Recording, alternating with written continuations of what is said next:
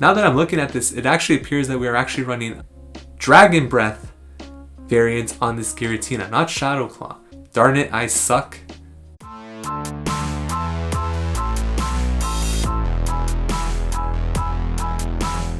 What is going on, everybody? Welcome back to the channel. If you're new here, we do upload daily PvP content, so if that's of interest to you, please consider subscribing to the channel. And if you're a returning subscriber like Ruben Oliveira, thank you for your support.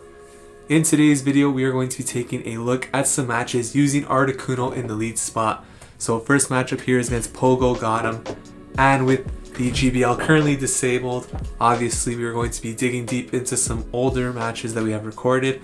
And in this particular matchup, we actually lead Articuno into Registeel, which is pretty much the worst lead you could possibly dream of for Articuno. And we switch into Giratina Altered, and our opponent switches into their own Articuno. So basically, we face the horrible lead, and we are in an even worse secondary matchup here. Well, not worse, but it is also a very bad matchup. So basically what we're going to do here is just commit no shields at all to this Giratina, let their Articuno take us out, and basically we will have to bring on our own Articuno after. Now fortunately for us, we were able to get a shield there on that first Dragon Claw against the Articuno, which is really good for us because we're not going to commit any shields here, so we will take a shield advantage into the next matchup, in which we are going to bring in our own Articuno. So here I'm able to get off another Dragon Claw right before fainting, which is actually really huge for us. But the Articuno is going to have a lot of energy. So at this point I'm going to bring in my own Articuno. And a lot of Articunos here do run Hurricane as a secondary move, so we don't really have to be too worried about the Ancient Power. Icy Wind is going to come through.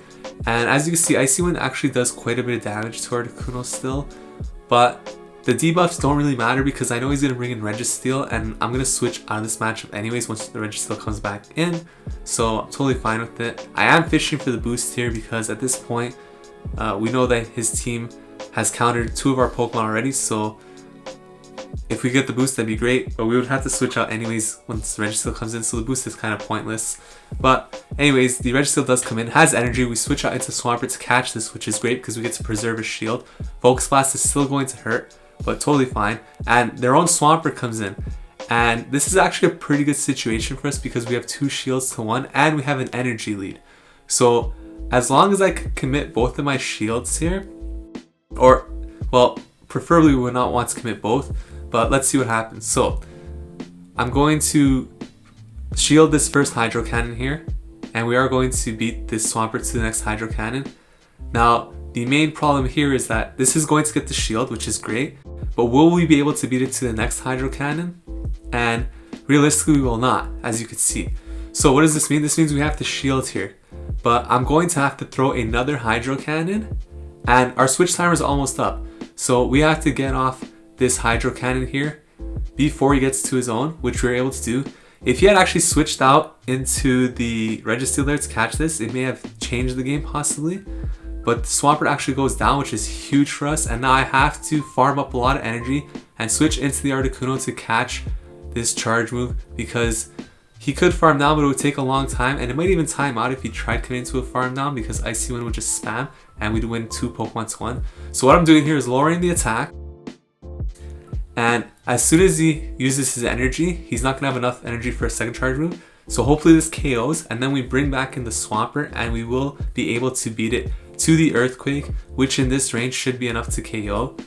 So we are going to go for the Earthquake here.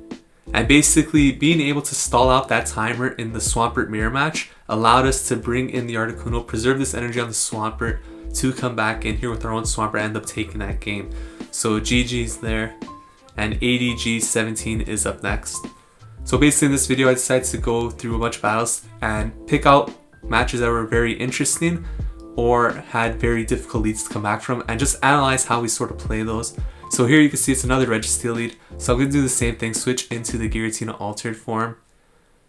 And the Registeel is going to stay in this match and go for a Flash Cannon. Now I would probably expect him to switch out after this Flash Cannon, but it looks like he's actually choosing to stay in. So perhaps he does not have a other Giratina counter on the team. We'll have to see what happens. But usually the main issue with using Giratina here as he switches into Articuno, so pretty much a mirror match of the last game, except that he took a bit longer to switch out. But basically, as you could see, pretty much any team that you face almost always has a hard counter for Giratina Altered. So using Giratina as a sort of safe switch isn't necessarily the best team build, I think, because you're always going to run into a team that's a counter for it. It's very rare not to find one. And that's part of the reason why I ended up switching Giratina Altered into the lead spot on this team in future videos. Because I felt that Giratina performs much better in lead than it does as a switch. And Articuno performs pretty well as a switch and as a lead. So in terms of performance, I think Articuno actually performs a little bit better as a switch just because most people don't counter it as hard as they do Giratina. But either way, you can see here, it is an Articuno mirror match. And we're actually able to farm down their own Articuno, which is great. But the Registeel is going to come back in. So this time I actually throw the Icy Wind, which with 2 shields might have been a mistake. It might have been better to actually save that energy and then switch into the Swampert, because even though I lowered the attack, he is going to switch out of this match, so the lower attack's not going to matter. But we did catch the Flash Cannon here, which is really great for us because we swapped right onto it, so that's really good. But he has a Poliwrath in the back. So this is not the best situation, obviously, and facing the Poliwrath in the back as opposed to the Swampert in the last match is actually going to be a lot more difficult for us. So a Dynamic Punch comes through, we do have to shield that. And at this point, I'm actually going for the Hydro Cannon, hoping to get a shield here. But this match is looking very difficult to come back from. We do get the shield, which is really good. And the Poliwrath should get to another move right here. We actually beat it to the Earthquake, which is pretty huge. And let's see if this goes through.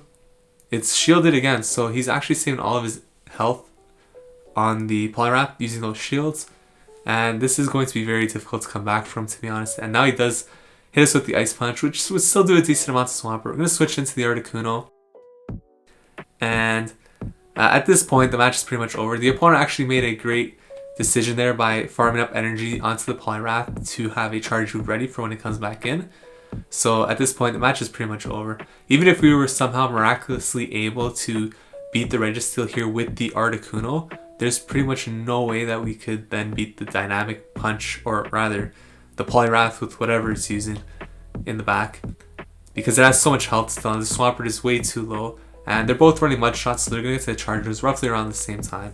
So this Registeel did a really good job here farming a lot of energy and over farming and getting us slow to the point where it could KO and then have a lot of energy stored on it.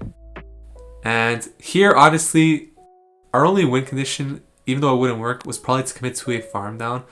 But we actually do end up doing that. So as you can see, the Poliwrath comes in, always a charge ready. And even if we did off the charge move first, it wouldn't KO the Poliwrath. And the Swampert is way too low, so we're going to end up losing that game. And as you can see, they're played out quite a bit differently than the previous match in which we both faced Registeel leads. So next matchup here is against Gab, and we are going to be leading Articuno into a Charizard. So this is another favorable match for the Charizard. So taking a look at a lot of unfavorable leads here for Articuno and how we sort of play them. And in this situation here, I am going to build up for a charge move, count the Charizard's moves, and switch into the Giratina, hoping to catch the Blast Burn here. And let's see if we're able to do that. It is a Blast Burn. Now the thing is, catching Blast Burn and Dragon Claw, they're both going to do about the same amount of damage, but you'd rather catch the Blast Burn just because it requires more energy on the Charizard's end. So the opponent switches out into Obstagoon, and the Obstagoon's going to throw the Night Slash here for sure. So as you can see, just like in previous matches, pretty much every single team always has a counter for Giratina in the back. So using Giratina as a switch, it's good because it's so bulky, but the reality is that you're very unlikely to ever win that switch unless they bring in like their own Giratina Altered, or if they bring in like a Swampert or something, then you could win those. But most of the times they're going to bring a hard counter that is just going to beat Giratina, making it very difficult to play as a switch. So here we are able to get to the Dragon Claw at the last second, which is really good for us because it's going to do, it's not going to do a lot, but it is going to help chip away at the Obstagoon, and we are going to get farmed down here. So this Obstagoon has quite a bit of energy. And I'm going to bring in the Articuno, and we had the charge move ready, so this is really good because it may command a shield from the Obstagoon, or he's going to go down with all the energy. He actually ended up surviving, but we did get the boost, which is huge because we ended up KOing the Obstacle forward through a charge move. They didn't use a shield, and now we have the boost. So Charizard comes in, and Charizard versus Articuno with the boost is actually pretty crazy. So we're going to go for the Ancient Power here. And obviously this is going to KO if it goes unshielded. But we've given away that we have Ancient Power, because if we had Icy Wind, maybe it's possible he wouldn't shield. I think with 2 shields it's going to shield regardless. So this is going to likely be a Dragon Claw, but because I have the boost, I'm going to shield just because I know how powerful Articuno with the boost is. And we're just going to commit to a farm down, burn both shields, commit to a farm down, have a lot of energy stored on this Articuno, and see what the third Pokemon is. And part of my thinking behind this is that once I get rid of the Charizard, he only has 1 Pokemon, and if I could debuff it, he can't switch out to reset those debuffs. So my Swampert in the back against whatever this third Pokemon is will have a really good spot, because even though it has no shields, it's going to be facing a debuffed attack stat on that third Pokemon. It actually ends up being a Giratina. So at this point, the match is pretty much over because Articuno has such a failed matchup there. You could see the Icy Wind actually did over half health with the boost. So boosted Articuno is literally no joke. And this Giratina is going to go for the Dragon Claw, which actually does not KO. And we're going to be able to actually commit to a farm down here with Ice Shard before he could KO us with Shadow Claw because of that buffed up defense from the Ancient Power. So we didn't have to get to the third Pokemon. Darn It, I Suck is up next. And definitely something I say after a lot of these matches. So Articuno versus Charizard here. So again, we saw how the Articuno Charizard match went the first time. Now let's take a look at another Articuno Charizard match and see how we play this.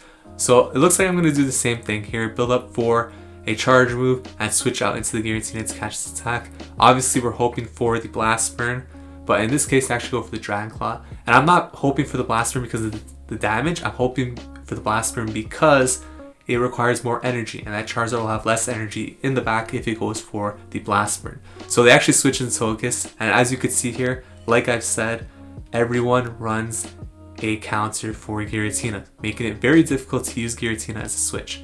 And now that I'm looking at this, it actually appears that we are actually running Dragon Breath variants on this Giratina, not Shadow Claw. So that's actually even worse against Togekiss. So Togekiss throws the Ancient Power, and I didn't shield there because for some reason I had assumed that it wouldn't do as much damage as it did since the debuff, but it actually did quite a bit. I know it's super effective, but I did not expect it to do that much because I remember playing this matchup before and I feel like it was a lot less, but that might have been because I threw an Icy Wind first, making the Ancient Power after a lot less. So that actually ended up costing us a lot because that Articuno has very low health now, and Charizard's going to come back in here. So I didn't want to take any damage from a Blast Burn because my Articuno is so low now that I'm kind of forced to use shields on my Swampert. So I did use a shield there. Ended up being a Dragon Claw, which really hurts. And I go for the Hydro Cannon here, which to my surprise, he actually let through. So I was wondering, okay, this is actually not bad. But it ends up being a Granbull in the back. And Granbull versus Swampert is actually a pretty decent situation for us. But because we have such low health on this Swampert, the Granbull is going to be able to defeat us. And because I didn't use that shield on the Articuno earlier, the Articuno is going to be too low of a health to get to a charge move to win this game for us. And we're actually going to end up losing with an extra shield on top of that because Swampert against Granbull isn't going to face any shield pressure really. The Swampert is just going to be going for charm damage. So as you can see, I tried switching out into Articuno, and you can see we were very close to an Ancient Power, but because I didn't use that shield on the Togekiss's own Ancient Power, we ended up losing that match with the shield as well. So not using the shields against a double charm team is really, really, like, it destroys you. So GG's there, very well played on their part. We ended up losing that match. 92 Mishi 92 here is leading with the Poliwrath into the Articuno. So Poliwrath versus Articuno is actually a very interesting match because with Hurricane, obviously Articuno is going to win this match, but even without Hurricane, you could still win this match. So let's take a look at it. Opponent goes for Dynamic Punch. We do shield that, so that's really good. You don't want to get hit by the Ice Punch the first time because it kind of sucks, but getting the Dynamic Punch shield is really good. So we go for the Icy Wind here. Now the Poliwrath has been debuffed, and even if it hits us with Dynamic Punches going forward, they're going to do a lot less damage than that first one would have done. So I'm actually going to let the second one go through. Let's see what it is. It is another Dynamic Punch. As you can see, it's much reduced from what it would normally do. So we're going to go for Icy Wind again and just keep debuffing this Poliwrath. So I go for the Icy Wind. You can see the Poliwrath is now in the yellow. And basically this match in the one shield situation is going to go to Articuno. And it is IV dependent on the Poliwrath side. However, even if this Poliwrath, for example, does choose to burn a shield here, for example, on this Icy Wind, let's say I go for the Icy Wind here and the Poliwrath chose to shield, we could still end up winning this match because we are going to survive the next Dynamic Punch, and we would be able to get to one more Icy Wind, which would either demand the second shield from him, or we would have the option to use our own second shield, allowing us to win. So as you can see, Dynamic Punch comes through, we survive it, and I could have went for the Icy Wind here if he had shielded, for example, but he didn't, so I'm able to farm down. And now we have an Icy Wind ready for the next Pokemon that comes in, which happens to be a Registeel. So obviously not great, but we are going to go for Icy Wind here, lower the attack, and we are going to get most likely farm down here. Obviously I could switch, but I don't want to give up switch advantage. So now I'm going to bring in the Swampert, and this is actually a really good position because even if he throws his energy at us, his attack has been debuffed. So Swampert could definitely tank it now. But he switches out and he brings in his own Swampert. So what I'm going to do here is go for a Hydro Cannon. And this is going to either command shield or do a lot of damage. He lets it go through. And now I'm trying to build up to a bit of energy and then switch out into the Giratina. So we do switch out into the Giratina here to catch what I hope is a Hydro Cannon. And we're actually in a really good spot. So Hydro Cannon comes through. And we are going to... This is Dragon Breath as well, so this is actually really good for us. Get off this Dragon Claw. Let's see if the opponent chooses to burn a shield. If he does, it's because he's 100% going for Earthquake here. So he does shield, and at this point you could expect the Earthquake to come through. And here is a critical point. Do I shield this or do I save that shield for the Swampert in the back? If I could farm down this Swampert here, which we're able to do, I think letting go of the shield is the correct move. So the Registeel comes back in. I'm not able to get to that Shadow Sneak actually, which is kind of devastating. So Giratina is going to go down here, but we're going to bring in the Swampert. And Swampert is at very high health, and we both have a shield. So this first charge move, we could definitely let this go through because it's not going to KO. It is a Focus Blast, so that does hurt. And at this point, we could definitely get to 2 Earthquakes. So you just want to go straight for Earthquake here, because his win condition is basically dependent on you going for the Hydro Cannon bait. And if you do go for Hydro Cannon and he chooses not to shield that, you may still win, but it's going to make it a lot closer. And if you just go straight Earthquake, you're going to get to 2 NAs, you have a shield, so you're going to win that match. So definitely want to go for Earthquake in that situation. So we end up taking that match. Mario Master 420 is up next, and he is leading Giratina Altered form into Articuno. So obviously compared to the previous matches, this is a much more favorable lead for us, and he switches out into Cresselia. So when he switches into Cresselia, this is actually still a pretty good matchup for Articuno. So the decision here is whether you want to stay in with Articuno or just bring in the Giratina. So here, unfortunately, we get hit by the Moonblast, which is actually pretty good. Now, I said unfortunately, but it's actually pretty good for us because that Cresselia actually wasted its energy. And I could have went for the Icy Wind here. I should have preserved this. This is a mistake staying in this match.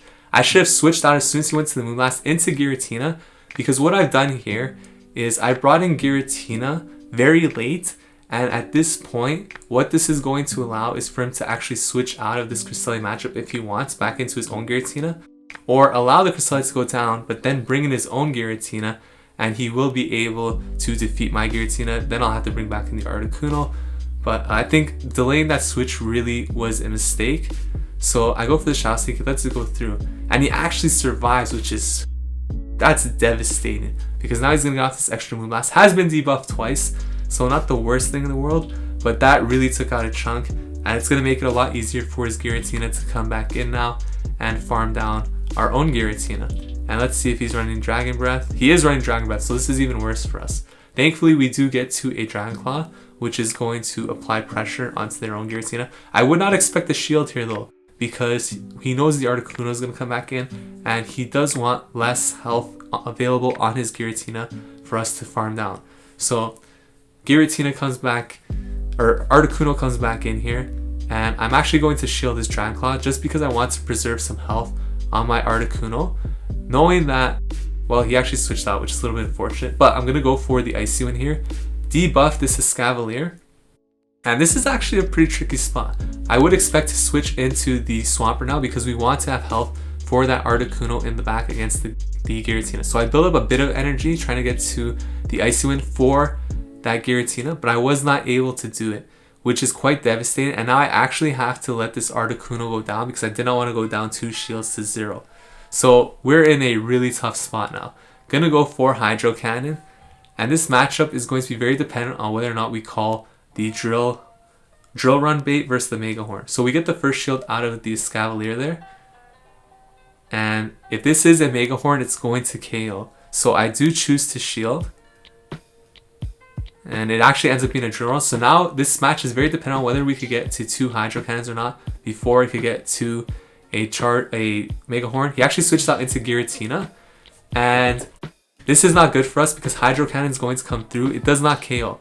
So at this point, my intention was to go for the Hydro Cannon, but because he threw energy and he's running Dragon Breath, now I have to commit to a farm down with Mud Shot because that's the only way I'm going to have enough energy for 2 Hydro Cannons to, 1, burn the shield on their Escavalier, and then have a second one ready to knock out the Escavalier after we've gotten the shield. So as you can see here, that farm down with Mud Shot did allow us to get to 2 Hydro Cannons, which is going to end up winning us this game.